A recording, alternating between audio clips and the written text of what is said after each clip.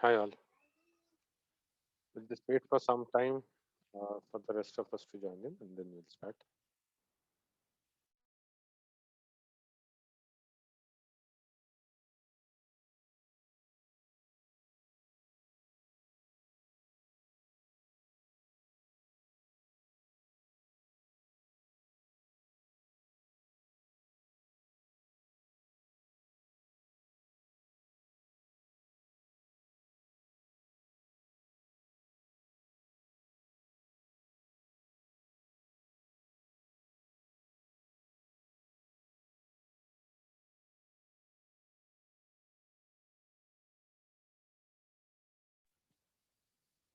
Hi Rohit. Hello, Bomik. I think you are able to hear me. You are able to see my screen. I can see you, but I'm not able to see your screen as of now. Is it? It's still showing blank. Just a moment. Let me just share one. Uh, Share and just change the color. Maybe that's the reason why. That's the reason why maybe you are seeing it like this. Is it better now?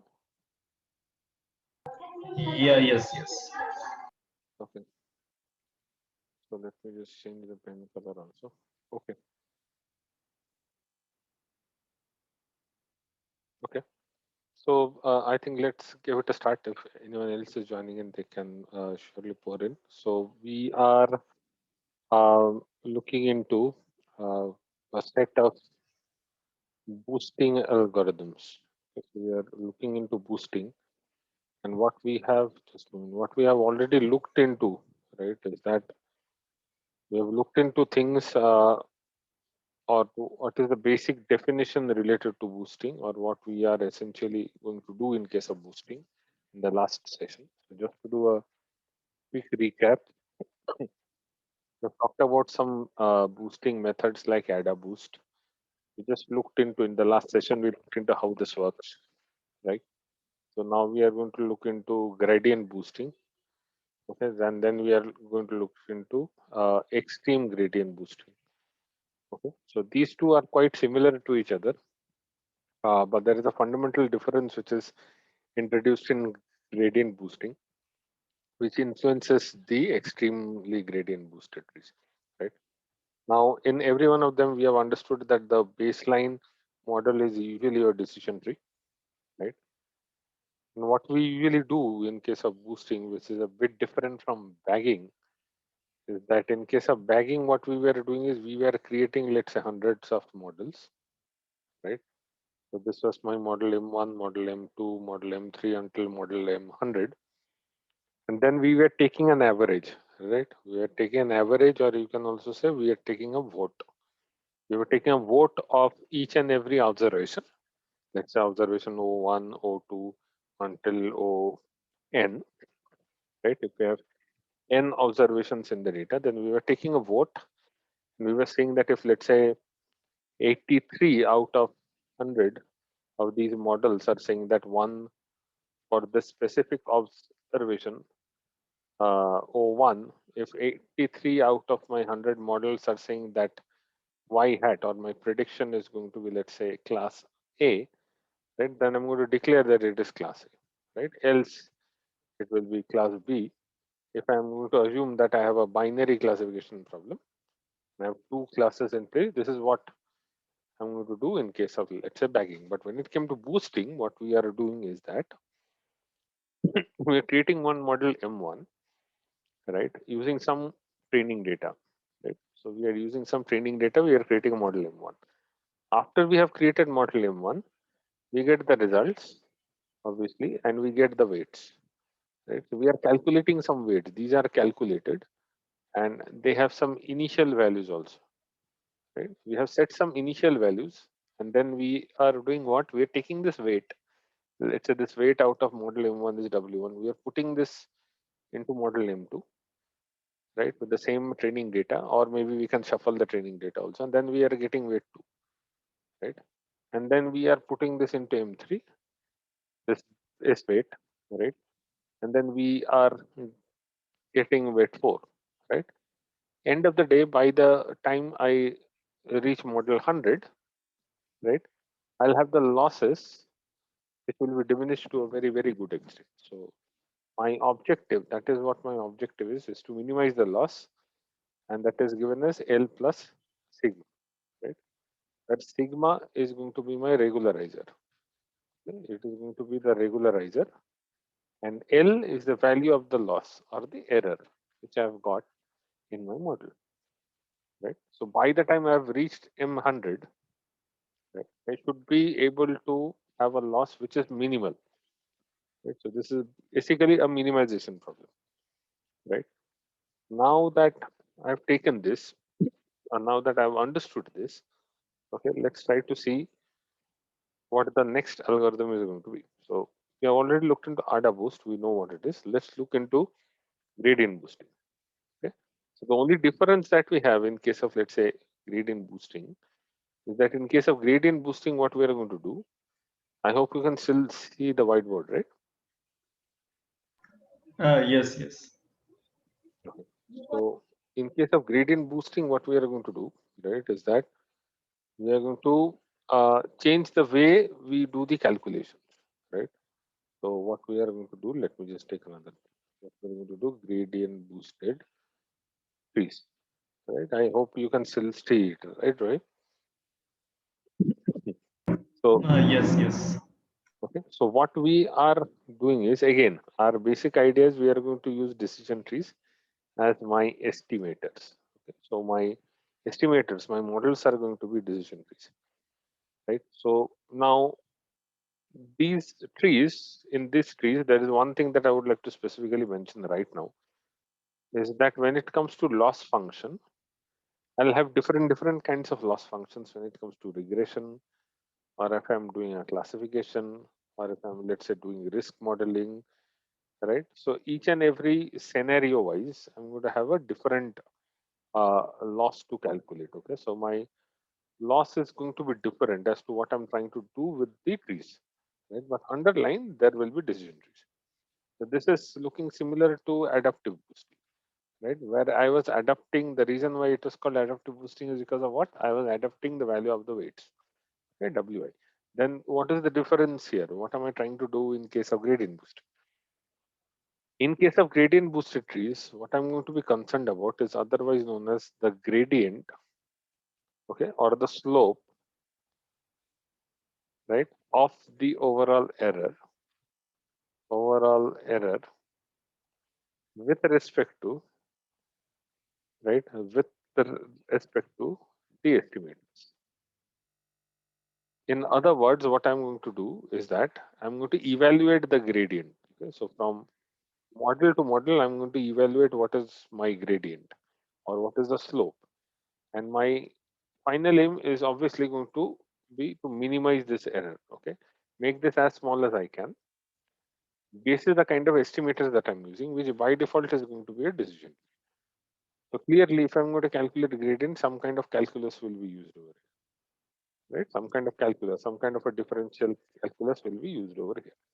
Using this kind of a differential calculus kind of a thing, I'm going to constantly or iteratively calculate the gradient, right? And why this is going to be useful is that because we are calculating the gradient, at any point in time, I can know the rate of change, right? So this is the main advantage of the gradient boosted trees. I'm able to understand what is the rate of change, what is the not only the direction, okay, but also the speed, okay, at which I am able to do this minimization activity, right? I'm able to minimize the error at what speed? Am I going in the right direction and the right path, and I'm going in the right path with the right speed? If I'm doing both, then I'm at the right place, right? Let's try to see how we are going to do that. So, and by the way, I just wanted to mention that ADA boost, okay, is also a special case. I can say you can say that it is a special case when it comes to a special case of gradient boosted trees only. The only difference is that in case of ADA boost, as we have understood in the last class, maybe you can Just go through the videos once. It uses the exponential loss function, right? It is going to use the exponential loss function. That is the only difference which I have in case of AdaBoost. Rather than doing a calculus, okay, or rather than trying to find the rate of change, okay, I'm trying to find it in a different way. So I may not have the rate, but I'll still have the exponentiation of the loss function, right? So that's the only difference which we have over here. Now, how are we going to do it? So let's say how is going to be um, the algorithm created, or how is it going to run? Okay, it's going to run something like this. First of all, I'm going to calculate an average value.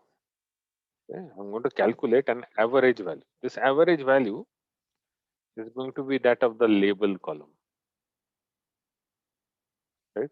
If I have a label column, obviously this gradient boosted trees are going to be for supervised learning problem. Obviously, in this case, I'm going to have the features and I'm going to have the labels. So I'm going to have uh, the average value calculated for the label column. Right? You will come to know about this when we look into more of the classification or the regression problem, right? But irrespective of the type of the variable, right? Irrespective of the type of the label column, we can still take the average because this is just an arithmetic mean, right? This is just an arithmetic mean that I can take. The reason why I'm taking the arithmetic mean, this is by the way step number 1. The reason why I'm taking the arithmetic mean is because I'm going to take this as a benchmark.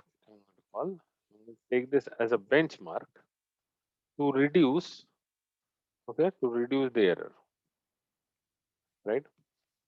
Once I have done this, then what I'm going to do, I'm going to calculate something which is known as, I'm going to do a calculation, calculate. I'm going to calculate something which is known as pseudo residuals.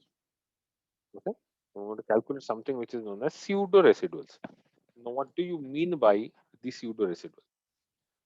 Pseudo residual, okay, PR, let's say, is nothing but the actual label, right, which is nothing but my y minus the predicted result, okay, or the predicted label,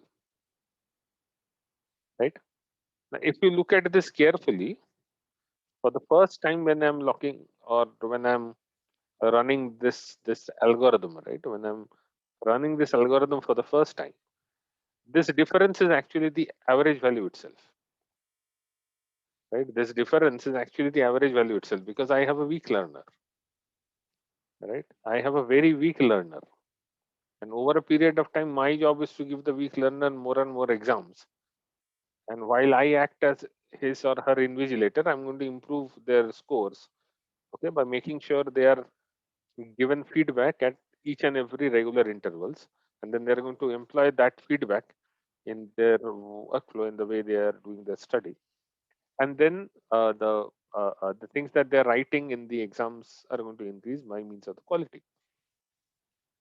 Now, at this point in time, if I can define a loss function, if I can define a representation of the loss function,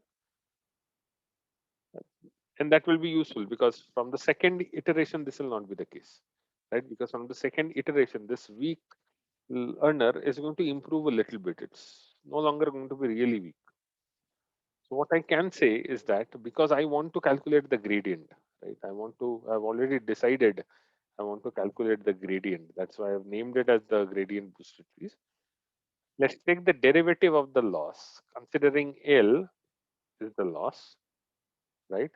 And my model is producing a value y, or it is to produce a value y, which are my actual labels, right? These are my actual labels or actual labels, right? And let's say function of x of I. Okay, this is the model. Okay, the model that I have created, which is going to give me what the predicted labels. Right, this is going to give me the predicted labels. So I have the actual labels, I have the predicted labels, and I have just said that let's say L is my loss. Right, let's say L is my loss. So Taking these three into considerations, I can write pseudo residual can be given as the derivative of loss, which is nothing but this loss is what? This is also function, right? And this is a function of what? I'm going to compare each yi with f of xi, right? I'm actually comparing the expected value with the actual value, or the actual value. I'm sorry, this is the actual value. I'm sorry.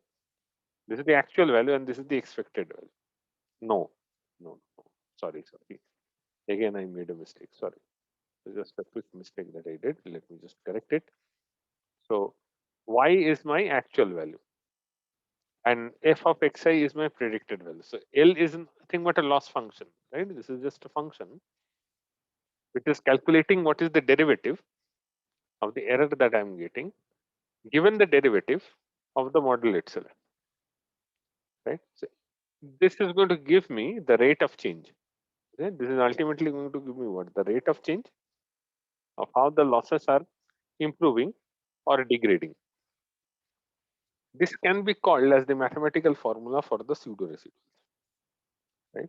And because we are taking gradient, that's the reason why we call this a gradient boosted trees, right? So that's step number 2. I'm going to calculate a pseudo residual. For the first iteration, it is easy, but for the second, third, fourth, and n number of iterations that I'm going to do, it is going to have a formula which is something like this. Now comes the third step. In the third step, what I'm going to do, I'm going to actually start creating the model, which is basically a decision tree. I've already told you that I'm going to create, let's say, decision trees, which are part of the algorithm itself. So let me create a decision tree, right? And I am not going to predict in this time and see what I'm going to do now. This is really weird. I'm not going to predict y. I know that my actual use case is to predict y, right? Because this is my label. Rather than predicting y, let me fit a model now at this stage. At this stage, I've already fit a model earlier, okay? I've already fit a model earlier on the data from where I have got, this is my first model, which I have already fitted and I have already assumed that I have fit this model. Okay, as part of this calculation, I've already fit my model. So iteration, in each iteration, I'm fitting a model M, which is in the range of 1 to M, let's say. Okay, 1 to capital M. Okay, so I'm going to fit M number of models. Therefore, each and every model that I fit, I'll take first of all the average of the label columns, right, which is just the arithmetic mean, which is going to be the benchmark. Then I'm going to calculate the pseudo residual. Then I'm going to fit another model, right, which is going to predict not the actual label because that I have already done. I'm not going to predict that. I'm going to predict the pseudo residual. Okay, I'm going to predict the pseudo residuals, right? And if I'm able to predict the pseudo residuals using this rate of change, right, using this formula, or if I'm able to calculate that also, then what I can do as fourth step is that I can take my new result is equal to previous result plus some rate at which I'm going to learn multiplied by the residual or the pseudo residual, right? So this new result is going to be what I have already predicted something when I have assumed that I have created a model. So I predicted using this model something that I represented as f of xi, right? I've represented something as f of xi, right? This is my previous model. The new result is going to be the updated model is going to be my previous model that I've already fit plus some rate at which I'm going to learn. I'm going to call this value eta as my learning rate. Okay, this is nothing but a hyperparameter. Okay, this is nothing but a hyperparameter of my model of the gradient boosted tree models, right? Then I'm going to multiply the pseudo residual. Now this pseudo residual that I'm multiplying with the learning rate, this is not the one which I calculated earlier. This is the one which I have predicted. Okay, this is the one that I have predicted in step number 3, right? So this is exactly what I'm going to do until I've already said that I will be fitting m number of trees, right? M number of total trees, right? I may want to stop even before the value reaches m, right? I may want to stop this loop even before I have reached the total value of m. So let's say the capital M value is equal to 100. I plan to fit 100 trees.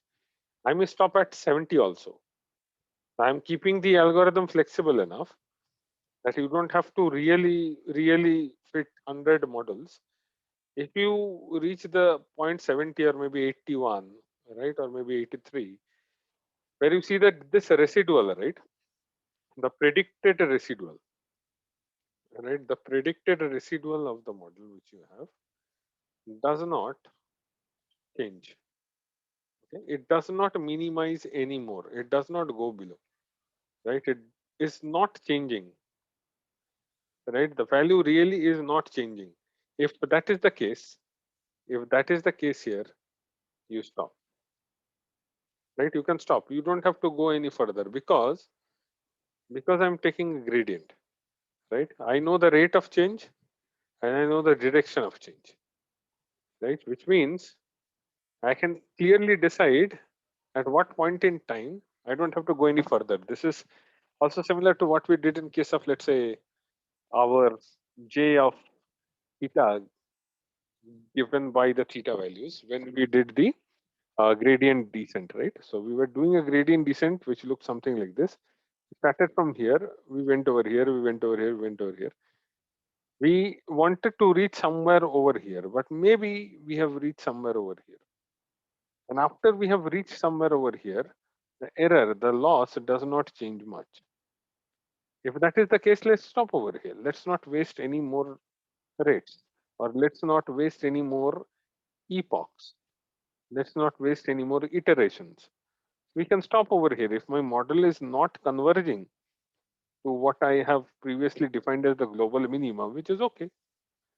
I've at least reached some point which is really very close to the global minimum. I can safely assume that my loss or my error is really minimal, and hence I can stop. Right? Let's look at it closely as to what we did, GBT. Right? I took a model for each model M in the range of 1 to capital M. Okay, this is going to be my loop. This is not the first step. I'm sorry. This is the loop. Okay, and I'm going to do all my steps inside this. The first step is going to be calculate the average of the label. And I'm going to use this as what? I'm going to use this as the benchmark. Then I'm going to do what? Then I'm going to calculate, right? Then I'm going to calculate what? I'm going to calculate the pseudo residuals. And the pseudo residuals is given as the derivative of my loss function, which is nothing but yi comma f of xi, given the derivative of f of xi, right? Then in the third step, what I'm doing, I'm fitting another model.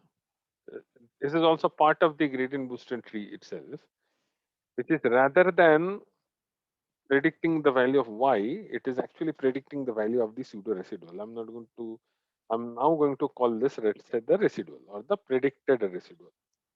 Once I have the predicted, let's say, residual, my new prediction for y, right? The new prediction for y. I have already got a old prediction for y which I've already fit. I've already fit this. Okay, so this is the assumption that I've already fit the model mi or m, right?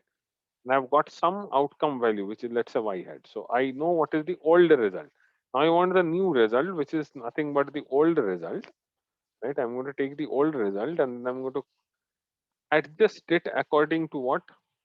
Okay, I'm going to adjust it according to my previous result plus the learning rate.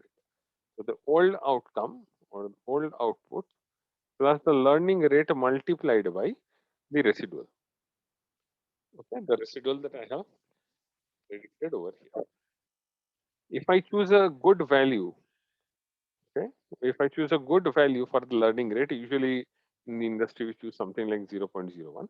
Even as a start, 0.1 is not a bad value, right? In that case, what is going to happen is going to look similar to our gradient descent algorithm, where I wanted to reach over here, maybe I've reached over here. So this is the point that I have reached. So it is, let's say, P of I, and this is the global minima which I wanted to reach, which is P of M, and P of I is quite similar to P of M, right? And hence I can say that I've reached a good point. So choosing a good value of this learning rate is really very important. So whenever you are going to fit this gradient boosted tree using any library like sklearn and so on, right? We have to be very careful about the hyperparameter tuning, especially using good value for this parameter, which is nothing but the learning rate, right? So that's what we are doing in case of the gradient boosted tree. So there is a problem over here. And the problem over here is there is this obvious problem of the pseudo residual. If I can represent something using some rule or some logic, right? Then depending on the kind of features that I have, or the kind of scaling of the features that I've done, or the kind of prep that I have taken for those features, whenever I'm trying to predict something which can already be represented by a formula, there may well be some bias which is introduced in the models. So this model predicting the residuals is really a challenge, right? This is really a challenge. This is really a challenge in the sense that this is a logical challenge. This is not a conceptual challenge. I mean, if I have features and if I have labels, right, I know how to do it. Right, I know how to predict. So prediction is not going to be an issue, right? So the only thing is it leaves some chances of errors over there. So I need to do something to make that better. What can I do? One thing that I can do is that let's forget about the residuals itself, because the residuals, what they are doing is they are trying to help me understand what is the loss in the model. If I can regularize those losses really well, then my gradient boosted trees becomes extremely good. In other words, if there is an invigilator who is always deducting marks, even for cases where you have done spelling mistakes, then that's not really a very bad thing. But then, do you really think that a student who is very good in math should be deducted marks because he or she has made some kind of spelling mistake? That's really not good. And that's really not the objective of that teacher. That teacher should, moreover, concentrate on the fact that, let's say, if it is a maths exam, is the student aware that every calculus problem can be broken down in form of a chain rule? Right? You can break down every calculus problem, every differentiation problem, sorry, into a chain rule. Is that student really understanding what is a chain rule, or if that student is able to implement a chain rule, that is more important rather than looking into the handwriting, or rather than, of course, you should have a very standard kind of a handwriting. It should not be like mine, right? But then if you're able to solve the problem, that is the first priority. So at some places the teacher has to be lenient also, right? But if in that way the invigilator starts to become lenient and lenient and lenient, right, then the model is going to suffer, and that is what I'm trying to avoid. So what I'm doing is, rather than having one invigilator taking the papers of that student, the example which I had taken earlier also, right? So this is my student. He appeared for exam one, and for that exam I gave him feedback one. And then using this feedback, he appeared for exam two. Then he got feedback two. Then using this feedback, he appeared for exam three, right? Using this feedback, and then he got feedback three, right? In this way, it is continuing. By the time he has given exam 100, he's really very strong. Okay, he's really very strong, and this is what we are trying to do in case of the boosting algorithms, right? This is exactly what we are doing. My intention is just to make the student stronger and stronger and stronger by making him give 100 exams and only concentrating on the places where he is making the errors or the mistakes. If he or she is not making any mistakes, that's fine. It's fine. It may well be the case that by the third exam, he or she has scored a really good marks. I can stop over here, right? That's what I did. Even in case of gradient boosted tree also, that is what I did.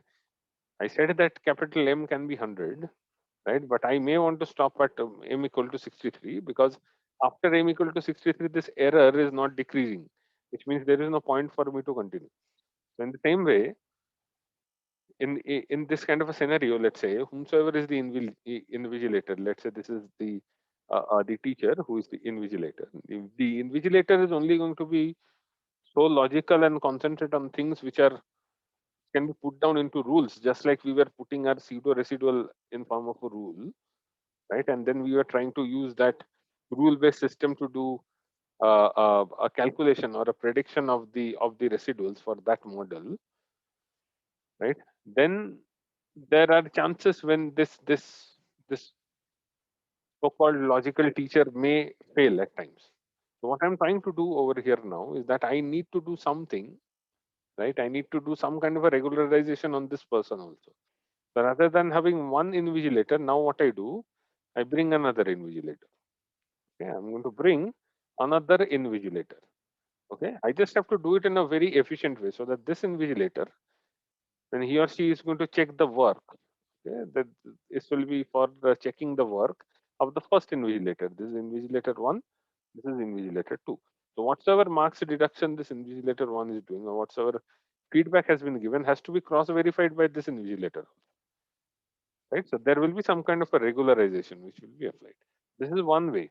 This is just one way. I'm not saying this is the only way. This is one way, but over a period of time you will come to know, and let's say especially if tomorrow you are going to play on Kaggle or any other competitive environment, you will come to know that this simple idea, right? This simple idea of having another person looking at my work, it's just like a QA, just a software tester who is looking at my work, right? It's like two level or three level of code review, right? Just by doing this simple activity, I'm able to increase my efficiency so much that this idea, okay, this idea that I've just explained to you right now, this idea is otherwise known as extreme gradient boosted trees, XGBoost, right? XGBoost is the name which is given to it. XGBoost is actually almost always, not always, almost always the winning entries for any classification problems which you have tried to solve using machine learning. Unless you have used any deep learning techniques, which we'll learn later, if you're only going to stick to machine learning, XGBoost is almost always the highest scorer, right? Highest scores are always obtained from here, right? And the reason why it is obtained from here is because of this simple regularization, right? Let's try to see what this trick is doing. Okay? But until this point in time, I hope it is clear to you, right? Or do you have any doubts? No doubts as of now. No. So what we are going to do, let's give me 1 minute. There's some problem with my pen. Yeah. Okay. Yeah. Now it is good. Okay. So what I'm going to do now, okay, is that oh, good. Now, so we are going to look into XGBoost. Now XGBoost, first of all, there is something I should tell you about XGBoost. The developer who created XGBoost, right? I believe if I remember it correctly, his name is Tankui Chen. Okay, maybe I'm making some mistakes in the spelling. He implemented the original version into C++. That's what has remained. So there is no question about speed. Should have no doubt about speed. Even with not so good infrastructure, XGBoost really works well, right? And let's try to see what it is going to do. So as I told you, I'm going to add another invigilator. Is going to do another level of regularization. So that's exactly what I'm going to do. There's not much of a difference between gradient boosting and the extreme gradient boosting. The only thing is I've just introduced this regularization, which may increase some complexity in the model, but with respect to time at least. Space may be a concern, but with respect to the time complexity of the software, it is already taken care of by C++. Right? Now, let's try to see what this regularization is trying to do. Basically, it tells us that there is this new objective function that I have for my model. Okay, or I can say this is my new motto. Okay? My new motto for my model is that the sum, okay, of the loss function, right, should be evaluated. Okay, there should be some kind of an evaluation of the sum of the loss functions over all the predictions and all the trees. So for all the trees in my gradient boosted trees or extreme gradient boost model, let's say I have m equal to 100, so I have 100 trees. For all of the 100 trees, right, I'm going to do the regularization in such a way that the sum of the loss, the sum of the outcome of the loss function is not only evaluated for the predictions, okay, it's not only evaluated on the predictions in the sense that I'm just trying to see what is the difference between y minus y hat and then maybe taking a square and so on and so forth. This is just one way to get the loss. Okay, I'm also looking into the any other internal losses which are created by the predictors also, right? So let's try to define how this is going to look like. If I write it in form of a mathematical equation, it's going to look something like this. Objective given as theta is going to be the sum of, okay, I equal to 1 to n, right? If n is the number of trees, right? So if n is the number of uh, uh, tree that I'm going to create, or no, I'm sorry, n is the number of the observations. Sorry, n is the number of the observations, the data points which I have. So for each and every data point, I'm going to have a loss function, which is basically yi minus yi hat, right? So it's going to do something internally, right? And hence it can be called the loss function. Let's not go into the detail as to what it is going to do internally, but a pseudo representation can be like this, followed by, but this is something I was doing already. This is my first invigilator, right? If you know what I mean. This is the first invigilator who was already there with me. This is I1. The first invigilator was there. What about the next, right? The better one, or the one who is doing review number 2. That I'm going to introduce for each and every tree. So for j equal to 1 to capital J, where capital J is the number of trees, right? If it is the number of trees, right, I'm going to take the function sigma of f of j, right? So what I'm trying to do over here using this function over here is that I am trying to regularize the losses for each model, okay, or each tree that I have fit, as well as each observation or each prediction. Okay, that's what I'm trying to do. And this will be happening together, and that is going to be my objective. Over a period of time, these two are going to balance each other, right? These two are going to balance each other. And my overall objective is finally as simple as a childish note: loss should be as less as I can, right? So that's all I'm trying to do. And the question is, what is this sigma here? The sigma is not really that difficult to understand. Some mathematical notations are introduced, right? But the sigma is not really that difficult to understand. We can define the sigma. It is taking some input f. In this case, it is taking my model, right? The f of j is what? It is just my model. If I've said that the capital J value is equal to 100, so for each and every model, I'm doing some function on top of that.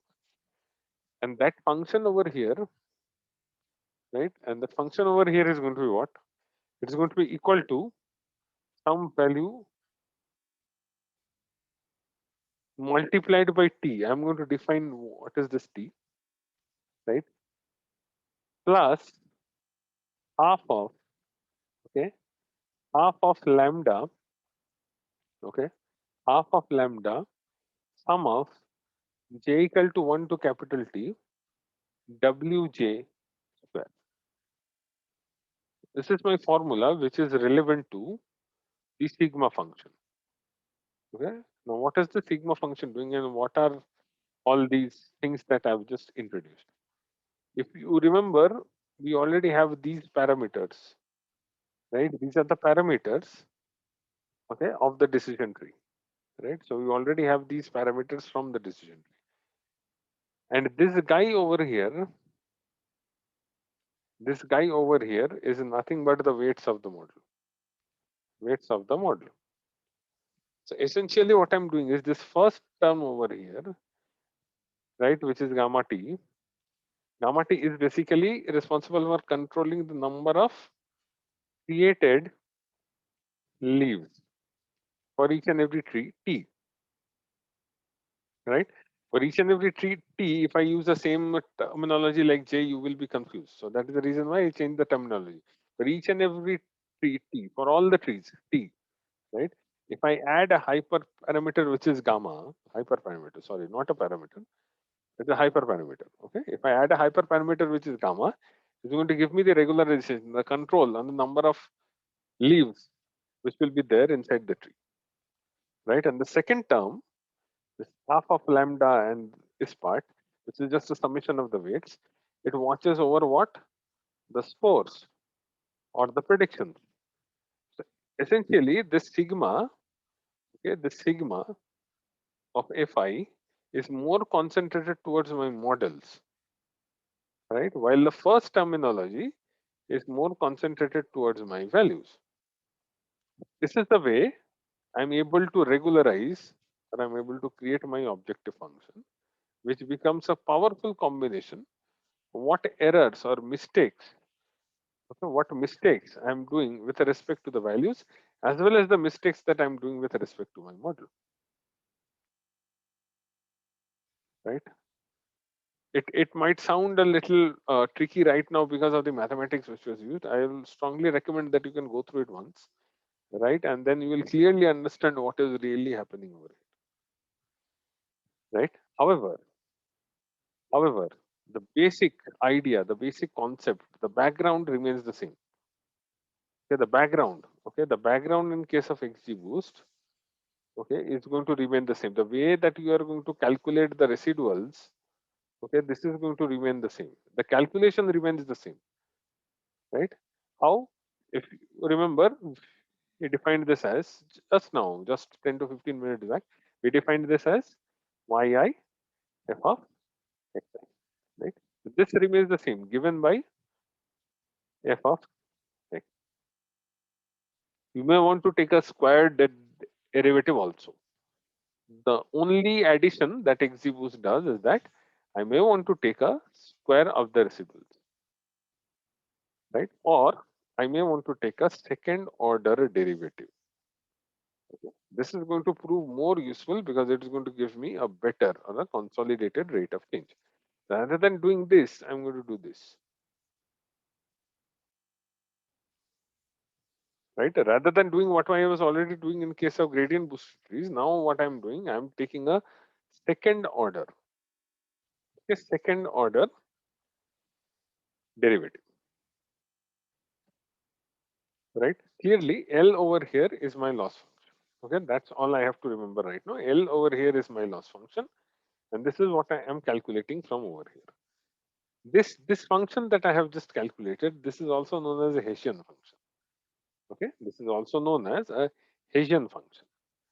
And what I'm going to do with the Hessian function is that I'm just going to find out, I'm just going to find out how good or how bad, okay, my losses are increasing or decreasing, at which rate or at which direction, right? So this is going to help me because this is a derivative. So it's going to give me the rate and it is going to give me the direction. So it's going to tell me how good or how bad I am, or how fast or how slow I'm going, right? This is one way in which I can understand this. So obviously you may have already understood that that lambda is my regularization term. Okay, that lambda is basically my regularization term of the decision tree, which I used in the earlier formulas, right? So this is what I'm going to continue doing, and I'm going to use that value. Let me just remove this. I'm going to use that value gamma, which was basically controlling what the number of leaves. I want to control the number of leaves, or otherwise my decision trees are going to become very complicated, and obviously they have a very high chance to overfit, right? During the decision tree class, I have already told you that The decision trees have a very, very big knack of doing much of overfitting. That lambda variable, what I'm going to do with that lambda variable is that I'm going to take that and calculate the gain. Yes, I'm going to calculate the gain in each and every tree. This is just a new terminology that I'm trying to introduce here. Okay, I'm going to take that gain by using a concept which is known as similarity. Okay, now let's try to understand what is similarity. A few terms are getting introduced here, right? So please don't be confused. Once you look at this video once more, you will be able to join the dots. So the first thing I introduced was Hessian. Hessian is what? A second order. A second order. It was a derivative, right? It was a second order derivative. Using the Hessian, which was something like loss of y comma f of x, right? Given by d f x square, right? Using the second order, let's say derivative, I'm going to calculate something which is known as a similarity, where similarity is basically given as the gradient, okay, square divided by the Hessian plus the regularization parameter. Now this gradient, this similarity, right? So I know what is a gradient, I know what is a Hessian, I know this is just a hyperparameter. So this similarity value that I have calculated, this similarity will be for what? This similarity is going to be for each and every leaf which is there in the tree. So if I have a tree which looks like this, right, this value, howsoever weird its name may be, is going to be applicable for each and every leaf which I have in this tree, right? Because the entire tree and its depth has to contribute to the value of the final model that I'm creating. At each and every stage, I have to calculate the loss. If that is what I have to do, for which earlier I was using things like Gini or entropy, right? In case of the decision trees, these are the things I was using. Now I'm going to use this similarity value because I know the regularization parameter, which is there in the denominator, and I know the loss calculation, which is the second order derivative, right? I know both of them. Using these two, what I'm going to do, okay, using these two, what I'm going to do, I'm going to calculate the similarity for each and every leaf. Now, obviously, for each and every leaf means what? If there is a root leaf, there will be a left node and there will be a right node, right? Obviously, there will be a similarity for the root also. So I'm going to define this guy gain, okay, at each stage of the breaking of the tree. Whenever I'm breaking the tree, right? So each stage gain is going to be known as the left similarity plus the right similarity. You take a sum of whatever similarity value you have got for the left node plus that of the right node. So a total sum, you can say, a conjugative sum of the similarity value or this value of the kind of a rate of change of loss. When you broke this root node into left node and right node, you take the sum and you add the similarity of the root node. No, I'm sorry. I'm really, really sorry. That is a small mistake over there. Small mistake. Small mistake. This is going to be minus. So you take the sum and you minus it from the similarity of the root. So this gives you the gain. This gives you basically how good or bad the split was. Okay? How good or how bad the split was. Now you have already a parameter which you have defined earlier, which is gamma, right? And using that parameter, what you can do, gain minus gamma, you calculate this value. If this value is less than 0, okay, you remove that branch. You don't need that branch. This is how you are going to do pruning, because this guy was basically doing the decision tree pruning, right? It was pruning the decision tree by controlling the number of leaves. This is how he is going to do that. Once you have calculated gain minus this gamma value from it, the value comes out to be less than 0, which basically means this branching needs pruning. It should be cut down, right? Because it is only adding to the surface area of the trees. If you have seen a garden, if you have seen a garden, which is like a garden like this, and imagine that in the border you have a lot of shrubs. If some shrubs are going like this in the corner, they're not adding to the design. They're really not adding any value to the design. The only thing that I can do over here is that I take a cutter and I'm going to trim them so that the shape can be maintained, right? That is the reason why I'm trying to calculate this value, gain minus gamma. If it is less than 0, it means my gain, my overall return over investment, let's say, right? If I consider this as a mutual fund, is very, very less, and hence I'm going to perform pruning. It's not helping me. Else, I will keep the branch. And if I keep the branch, obviously the tree is going to grow. Finally, it is going to give me some kind of a value, which is my predicted value. I'll take the predicted value and I have the old value, right? Old value I already have, from gradient boosted trees. Old value is what? The initial model which is already fit.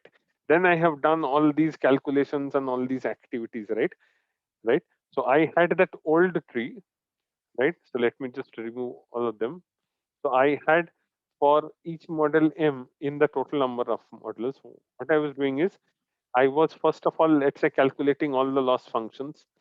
Okay, all the loss functions, okay, which basically I can call the Hessian, right? Right. I can call the Hessian. By the way, Hessian is more often than not used in case of the regression problems. Yeah. Now I have calculated the Hessian, which is the second order, it's a derivative. From here, what I have done, I have calculated the similarity. From here, I have calculated the gain. And from gain, I was able to find out if else kind of a condition. If gain minus gamma, this value is it less than 0 or not? If it is yes, okay, then I prune, right? So I remove the branch. Okay. Else I'm going to continue. Else I'm going to take the new value. I'm going to take the new value, which is my prediction at this point in time, which I've already predicted, right? The initial model has already given me a y hat, my old y hat. So I can call that, let's say, y hat O. So new value or y hat new is going to be y hat old plus the learning rate multiplied by the prediction. Right? The prediction of what? The prediction of the residual that I have done. Right? How have I calculated that? I have used the Hessian formula. Right? I have used this formula, right, to calculate the prediction of the residuals. Right? This becomes my new algorithm. And what I'm basically introducing over here is that my objective is now fulfilled quite closely because I'm doing a cross check over here and then I'm doing a cross check over here. So I'm doing a cross check over here, which is more towards the values, right? Because what the Hessian function is this, right? The Hessian function is this f of x, sorry, by d of f x square, right? This is my Hessian function. This is more towards the values. This is looking into the values and the difference between what? The actual value and the predicted value, right? And then I'm doing a pruning over here using this gain thing and the gamma thing. I'm doing a tree pruning. I'm doing a tree pruning. So I'm not only reducing the losses in the values, I'm also reducing the losses in the trees by doing pruning. So that's the main idea. For all the trees, okay, the summary for all the trees is a summary for XGBoost. Yeah, for all the trees that I am going to fit for XGBoost, calculate the loss, which is going to give me the residuals.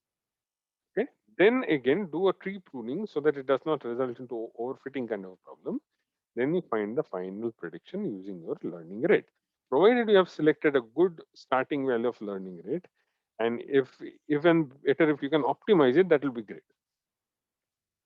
Right? So this is what we are going to do in case of the XGBoost. So because we are introducing what basically what we have done, we have just taken our initial invigilator. Initial invigilator was only looking into this. Now we have taken a new invigilator. Okay, that invigilator is this guy. So the combinative power of both the invigilators are doing the job for me. Rather than only concentrating myself on the loss or the difference between the expected value and the predicted value, I'm also looking into options like tree pruning at the same place. In the same iteration, I'm doing it. Right to understand, right? In the same loop, in the same step of each and every loop, I'm trying to do it. Right? Until this point in time, do you have any doubts? No doubts. I will look the video again and we'll get Yeah. back to you. Good. Yes. Okay, Rohit. Then let's do one thing. I think we have covered a lot of, let's say, mathematics today. I'll try to prepare a notebook and give it in our portal so that we can access it, right? So that it will be easier for us to see and read through it at a future stage. At this point in time, let's make a stop over here, and then let's say tomorrow we are going to do the hands-on. Sure, Bobby. Sure. Okay. Thank you so much, Rohit. Yeah. For joining. Thank Yeah. you. Thanks. Good night.